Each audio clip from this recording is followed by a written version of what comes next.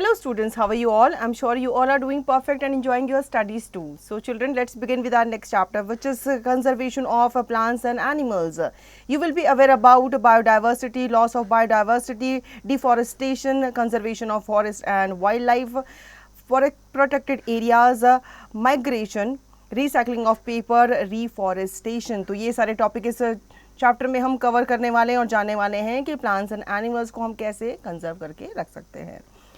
The biosphere is the zone of Earth which is inhabited by life form including plants, animals and microorganisms. In order to survive, these life forms interact amongst themselves and with their non-living natural surroundings, which include air, water and soil. The living and non-living components of an area together constitute an ecosystem. An ecosystem is inhabited by a wide variety of plant and animal species. For example, a forest ecosystem consists of a variety of terrestrial animals and an aquatic ecosystem consists of a variety of aquatic animals altogether. There are millions of species of life forms that exist on the earth. तो biosphere जो है ये आपका अर्थ का ऐसा zone माना जाता है जिसमें आपको बहुत सारे प्लांट्स, एनिमल्स और दूसरे स्पीसीज जो हैं, बर्ड्स की, इंसेक्ट्स की, ये आपको देखने को मिलती है जो हमारा इकोसिस्टम बनाती हैं. ठीक है, इकोसिस्टम जो होता है ये आपका बहुत सारे variety of plants and animal species से घिरा हुआ है. मतलब आपको यहाँ पे एक प्रजाति नहीं, बहुत सारी प्रजाति मिल जाएंगी प्लांट्स की भी एंड एनिमल्स की भी. अब जैसे फॉरेस्ट की अगर आप बात करो तो फॉरेस्ट में आपको अलग अलग तरीके के एनिमल्स भी मिल जाते हैं एंड आपको प्लांट्स भी मिल जाते हैं.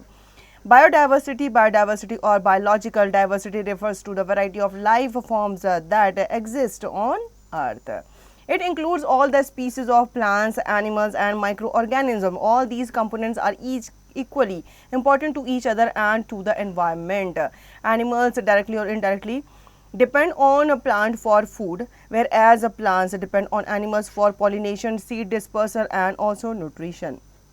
Dead remains of plants and animals are decomposed by microbes. This decomposition releases nutrients into the soil which are used by plants for their growth and development. Such interaction among organisms help to maintain the ecological balance. तो हम अपनी previous class में भी पढ़ चुके हैं. ठीक है, ये जो बायोडाइवर्सिटी है ये हमें हमारे एनवायरनमेंट में ही देखने को मिलती है और ये एक दूसरे से इंटरकनेक्टेड भी होते हैं. जैसे आपके प्लांट्स हैं, एनिमल्स हैं, दूसरे आपके ह्यूमन बींग्स हैं या दूसरे आपके लिविंग बींग्स हैं, वो एक दूसरे पे इंटरडिपेंडेंट होते हैं.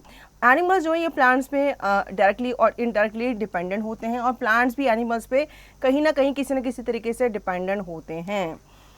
Flora and fauna, the set of naturally occurring plants native to a region is called the flora of the region, whereas the animals found in that region are called its fauna. The flora fauna are other life forms like microorganisms are important renewable natural resources of an ecosystem. तो जितने भी आपके plants होते हैं एक particular area के, ये उस रीजन का फ्लोरा बनाते हैं और जितने भी एनिमल्स हैं एक पर्टिकुलर रीजन के ये उसका फौना बनाते हैं. और तो फ्लोरा फौना मिल करके आपका रिसोर्सेज बनाते हैं जो कि इकोसिस्टम को चलाते हैं या एक बैलेंस मेंटेन करके रखते हैं.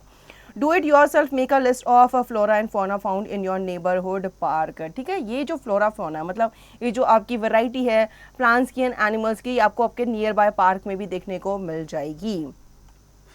Endemic species of plants and animals which are found exclusively in a particular geographical area are called endemic species. These species are native to that region and they do not occur naturally in some other region or habitat. A species may be endemic to a state or country or a geographical zone. तो आपकी species जो होती है plants and animals की जो कि एक particular geographic area में पाई जाती है वो एंडेमिक स्पीसीज कहलाती है. ठीक है, For example, giant pandas in endemic to the mountains of southeast China, Asiatic lion Gir National Park, Gujarat, Nilgiri tahar in Nilgiri Hills and lion-tailed macaque in southwest India are some other example of endemic species. ठीक है, तो ये आपके endemic species है जो अलग अलग जगह पे एक particular region में पाई जाती हैं. Loss of biodiversity. Various species of plants and animals have either become extinct or are on the verge of extinction. The loss of biodiversity poses a serious threat to the environment. One of the major causes of the loss of biodiversity is deforestation. Let us study about the endangered species and the impact of deforestation on the biodiversity. Biodiversity जो है वो धीरे धीरे loose होती जा रही है, जिसकी वजह से बहुत सारे स्पीसीज जो हैं वो एनिमल्स की वो भी एक्सटेंड होने की कगार पे आ चुकी हैं। क्यों? क्योंकि जो ह्यूमंस हैं वो क्या काटते हैं, ट्रीज़ को काटते हैं, फॉरेस्ट को कट करते हैं। फॉरेस्ट किसका घर होता है? एनिमल्स का घर होता है। जब इनके घरों को तोड़ा जाता है, काटा जाता है, तो ये कहाँ जाते हैं? शहरों की तरफ जाते हैं, ठीक है, या इनको घर नहीं मिलता, इसकी वजह से इनकी जो प्रजाति है वो एक्सटेंड होती चली जाती है। Your wisdom, why are we losing our biodiversity, तो इसका रीज़न आपको बताना है। Now next is extinct and endangered species. Species of plants and animals which have been lost forever are called extinct species. An animal or plant species is said to be extinct when no more individuals of that species are alive anywhere in the world. For example, dinosaurs and dodo birds became extinct in the past. Among plants, catamites and lepidodendrons have become extinct. ठीक है, तो कुछ यहाँ पे extent species के बारे में बताया गया जो बिल्कुल हमारे अब वर्ल्ड में है ही नहीं, वो एक्सटेंड हो चुके हैं। कुछ आपके प्लांट्स हैं, कुछ एनिमल्स हैं जो उनकी प्रजाति एक टाइम पे पाई जाती थी, लेकिन अब वो क्या हो चुके हैं? अब वो विलुप्त हो चुके हैं। More to know species that face a high risk of extinction in the wild are critically endangered species. Great Indian bustard is an example. कुछ स्पीसीज जो आपके हाई रिस्क ऑफ एक्सटेंशन पे होती है, मतलब वो विलुप्त होने की कगार पे ही होती हैं। इतने कम ये होते हैं कि अपनी स्पीसीज में, अपनी प्रजाति में एक या दो ही रह जाते हैं। ठीक है, और इसका बेस्ट एग्जाम्पल है आपका Indian bustard. Rare species which are facing difficulty to survive in the prevailing environmental conditions and thus are at high risk of becoming extinct are called endangered species. Some example are Indian rhinoceros, Asiatic lions, crocodiles and blue whales. तो ये आपके endangered species की category में आ जाती हैं। Red Data Book is a source book which give a record of all the endangered species of plants and animals. It is published by the World Conservation Union WCU. The main aim of the book is to attract the attention of conservationists towards species that are endangered or at high risk of extinction. Some example are chinkara deer, golden langur and blood pheasants. तो red data book जो है वो एक source है जिसमें आपके सारे record जो है वो रखे जाते हैं इंडेंजर्ड स्पीसीज़ के। ठीक है, और इसमें आपका हर एक कंट्री को ये कहा जाता है या उनको ये एडवाइस दी जाती है कि इनकी जो स्पीसीज़ हैं जो इंडेंजर्ड है या जो विलुप्त होने की कगार पे, उनकी तरफ इनको सोचना चाहिए, काम करना चाहिए। Deforestation, the act of cutting down trees, clearing forest and transforming wooded areas to barren land which is literal utilized for commercial purpose is known as deforestation. The reason behind deforestation are as follows. तो deforestation के बारे में हम अपनी previous class से पढ़ते आ रहे हैं। क्या होता है डिफॉरेस्टेशन, बताओ बच्चों। डिफॉरेस्टेशन में आपके जो ट्रीज होते हैं, आपके जो फॉरेस्ट होते हैं, उनको कट कर दिया जाता है, एक लैंड तैयार किया जाता है अलग अलग पर्पज़ के लिए। जैसे बिल्डिंग बनानी होती है, इंडस्ट्रीज बनानी होती है, फैक्ट्रीज वगैरह डालनी होती हैं, दूसरे पर्पज़ के लिए इन ट्रीज को कट किया जाता है, तो ये आपका डिफॉरेस्टेशन कहलाता है। Increase demand for land to build houses, factories, roads and dams to fulfil the needs of an ever growing population. Population बढ़ती इतनी जा रही है कि फॉरेस्ट को कट करना पड़ रहा है ताकि इतनी पॉपुलेशन को अकोमोडेट किया जा सके। Increase requirement of wood for making paper and furniture in construction and as fuel. Population बढ़ रही है तो डिमांड भी बढ़ रही है। ठीक है, तो इतने वुड्स वगैरह, पेपर वगैरह बनाए जा रहे हैं। कैसे बनाए जा रहे हैं? ट्री से ही तो बनाए जा रहे हैं। More land is needed for agriculture to feed the growing population. Land ज़्यादा चाहिए एग्रीकल्चर करने के लिए, खेती करने के लिए, तो उसके लिए भी इन फॉरेस्ट की, इन जंगलों की कटाई की जाती है। Over grazing by cattle leads to depletion of forest cover and subsequently deforestation. तो ये भी इसका एक मेन रीज़न है, क्या? आपका over grazing. Your wisdom, how does deforestation reduce rainfall on one hand and lead to floods on the others? तो एक क्वेश्चन आपसे पूछा गया जिसका आंसर आप देंगे। Consequences of deforestation, क्या इसके consequences हो सकते हैं? Deforestation has adverse effect on biodiversity and needs to be addressed immediately. Some of the adverse effects are as follows. Roots of trees bind the soil particles together, preventing them from being eroded by wind or water. Cutting down the trees leads to the erosion of top soil. तो ये soil erosion होने से भी बचाते हैं। Loss of topsoil reduces the fertility of soil as the lower layers contain less humus. The increased soil erosion due to deforestation can convert a fertile land into a desert. The process of conversion of fertile land into a desert is called desertification. अब जिससे क्या होता है, इनकी जो ऊपर की layer होती है वो इरोड हो जाती है विंड के साथ, पानी के साथ, तो जो नीचे वाली लेयर है वो बच जाती है. लेकिन नीचे वाली लेयर क्या होती है, वो इतनी इफेक्टिव नहीं होती, इतना वो फर्टिलिटी उसमें फर्टाइल नहीं होती कि जिसमें आप खेती वगैरह कर सको. तो बहुत सारे आपके लैंड जो हैं वो धीरे धीरे क्या होते जा रहे हैं, रेगिस्तान में कन्वर्ट होते जा रहे हैं. Deforestation causes increase in temperature and pollution levels on earth. This disturbs the water cycle and reduces the rainfall which cause droughts. अब जो trees होते हैं वो rainfall भी लाते हैं, ठीक है, मतलब rain भी उनकी वजह से ही होती है. लेकिन अगर forest को ही काट दिया जाएगा तो rain नहीं होगी, rain नहीं होगी तो बहुत जगह पे सूखा पड़ जाएगा. The felling of trees causes an imbalance in the levels of gases in the atmosphere. Trees take in carbon dioxide and gives out oxygen during photosynthesis. When trees are cut, the carbon dioxide content in the atmosphere increase, causing global warming. ये भी एक cause है. आपके जितने भी trees होते हैं वो क्या करते हैं, कार्बन डाइऑक्साइड लेते हैं और ऑक्सीजन छोड़ते हैं, ठीक है. तो एक बैलेंस जो है नेचर में बना रहता है. लेकिन जब ट्रीज को काट दिया जाएगा तो कार्बन डाइऑक्साइड जो है एयर में, एटमॉस्फेयर में ज़्यादा बढ़ेगी, उसकी वजह से ग्लोबल वार्मिंग होगी जो हमारे लिए हानिकारक है.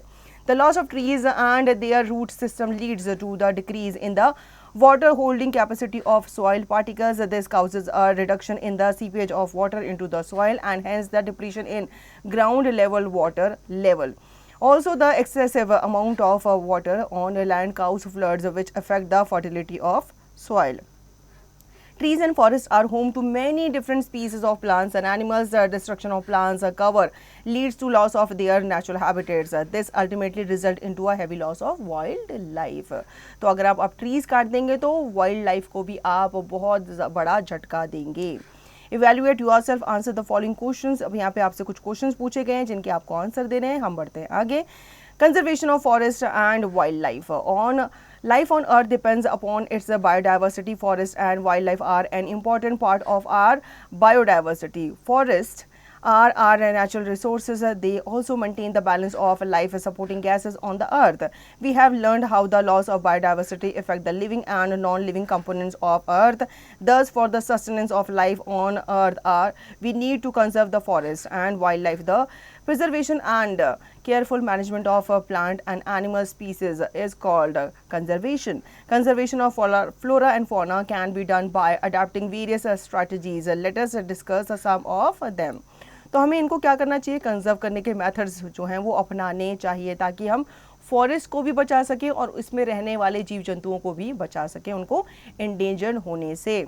Protected areas. The Government of India has created protected areas under the Wildlife Protection Act 1972 to protect the flora and fauna and their habitat. The protected areas include national parks, wildlife sanctuaries and biosphere reserves. National parks, an area which is strictly reserved for the protection of wildlife, is called a national park. Flora, fauna and landscape are together preserved in a national park. Grazing, poaching, hunting, forestry and cultivation are banned here.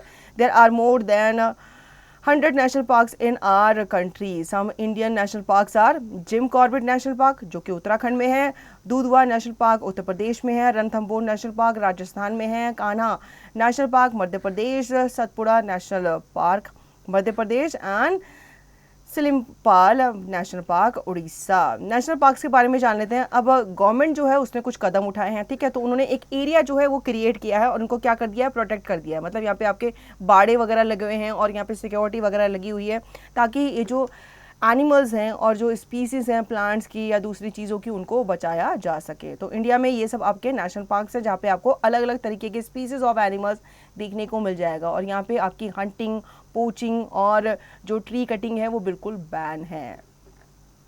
Wildlife sanctuary. Wildlife sanctuaries are the areas reserved exclusively for the protection of animals. Killing of animals, poaching of capturing of animals is strictly prohibited here. You must have visited a zoo where animals are kept for public exhibitions. They live in an artificial environment that imitates their natural habitat and are given food at fixed intervals. In a sanctuary, animals live in their natural habitats and obtain food on their own. Animals are not as comfortable in a zoo as they are in sanctuary. Some wild sanctuaries in India are Gir Wildlife Sanctuary, Gujarat, Sultanpur Bird Sanctuary, Haryana, Dachigam Sanctuary, Srinagar, Mudu Malai Sanctuary, Tamil Nadu, Kaziranga Sanctuary, Assam and Periyar Sanctuary, Kerala. अब आपने देखा होगा जब आप जू वगैरह जाते हो तो वहाँ पे भी एनिमल्स को रखा जाता है, ठीक है, उनको ऐसा एटमॉस्फेयर दिया जाता है, ऐसा एनवायरनमेंट दिया जाता है कि उनको जंगल जैसा फील हो, लेकिन वहाँ पे उनको अपनी पसंद से खाने पीने की आज़ादी नहीं होती, उनको एक इंटरवल में खाना दिया जाता है, पानी दिया जाता है, ठीक है। तो इस वजह से सेंचुरीज वगैरह ओपन की गई है ताकि यहाँ पे जो आपके एनिमल्स हैं वो अच्छे तरीके से रह सकें। Biosphere Reserve. A biosphere reserve is a large area consisting of terrestrial or coastal ecosystem that ensure the conservation of plants and animals resources. These also safeguard the living condition of tribal groups living in that area. A biosphere reserve may contain national parks and sanctuaries in it. For example, Panchmari Biosphere Reserve consists of one national park named Satpura National Park and two wildlife sanctuaries named Bori Wildlife Sanctuary and Panchmari Wildlife Sanctuaries. अब जितने भी आपके biosphere reserves होते हैं ये आपके national parks और century से बड़े होते हैं, मतलब ये इतने बड़े होते हैं कि इसके अंदर आपके एक नेशनल पार्क या दो नेशनल पार्क और आपके काफ़ी सारी सेंचुरीज जो हैं वो समा सकती हैं। तो ये आपका सेफ गार्ड होते हैं living conditions of tribal groups के लिए भी, मतलब यहाँ पे आपके जो जनजाति के लोग होते हैं वो भी रह सकते हैं आराम से। More to know, Nilgiri Biosphere Reserve was the first biosphere reserve established in India in 1986. Your wisdom, what is the role of WWF organization in the field of wildlife conservation? तो इनके रोल के बारे में आपको बताना है। Now Project Tiger.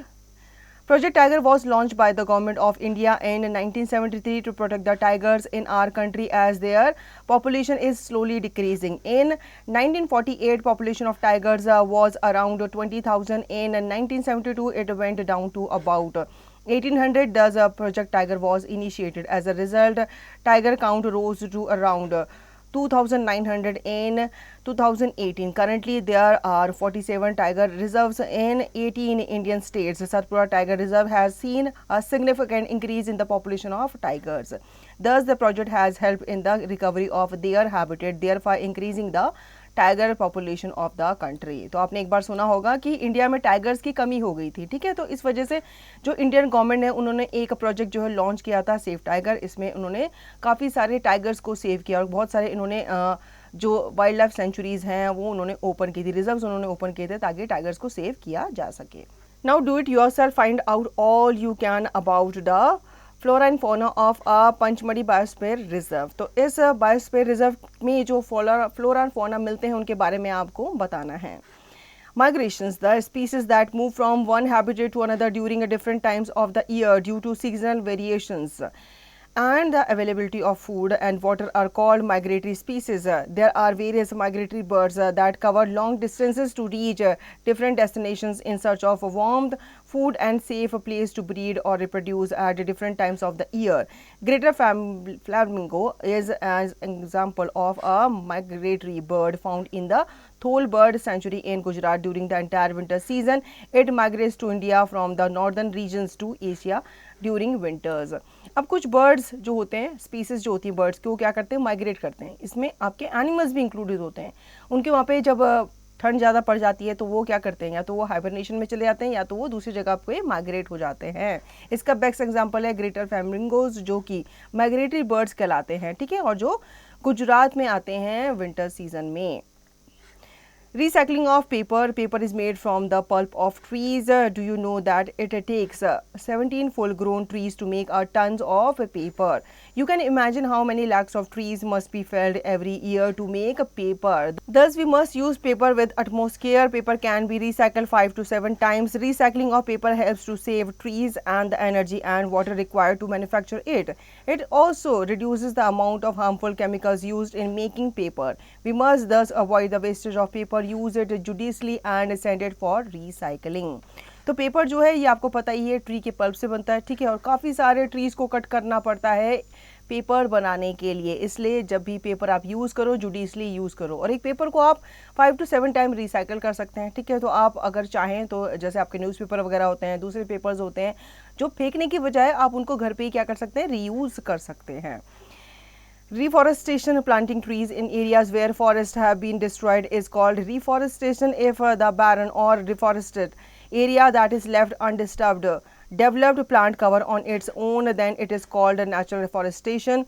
Our environment is adversely affected by the destruction of forests, thus we need to conserve forests. The Forest Conservation Act aims at the preservation and conservation of natural resources.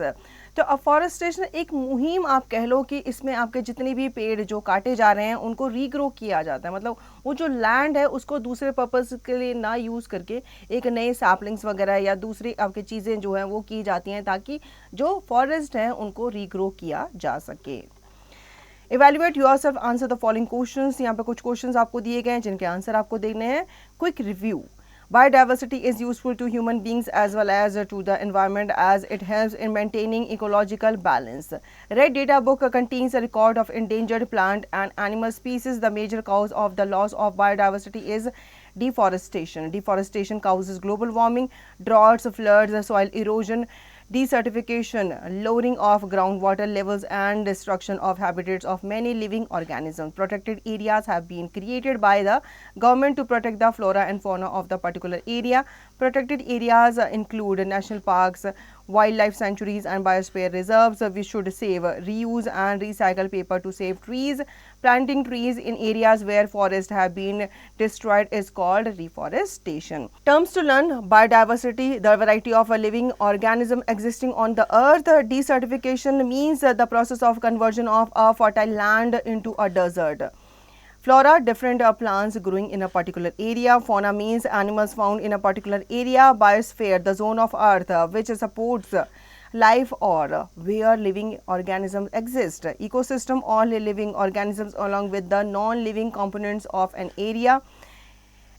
Endemic species, species of plants and animals which are found exclusively in a particular geographical area. Extinct species, species of plants and animals which have been lost forever. Endangered species, the species which are at high risk of becoming extinct. National park, an area which is strictly reserved for the protection of wildlife including both flora and fauna. Wildlife sanctuary, an area reserved exclusively for the protection of animals. Biosphere reserve, a large multi-purpose protected area for the conservation of wildlife along with the safeguarding needs of tribal groups. तो इस chapter में हमने पढ़ा biodiversity के बारे में. ठीक है, जो ऐसी बुक है जिसमें आपके endangered plants and animals species को रखा जाता है ताकि उनके ग्रोथ के लिए काम किया जा सके. और आपके बहुत सारे नेशनल पार्क्स, नेशनल सेंचुरीज़ के बारे में हमने जाना जहाँ पे आपके इंडेंजर्ड स्पीसीज को या सारे के सारे एनिमल्स को, प्लांट्स को बचा के रखा जाता है. So children, I hope you understood the chapter very well. Now you will revise the chapter and practice the given exercise to understand the chapter thoroughly.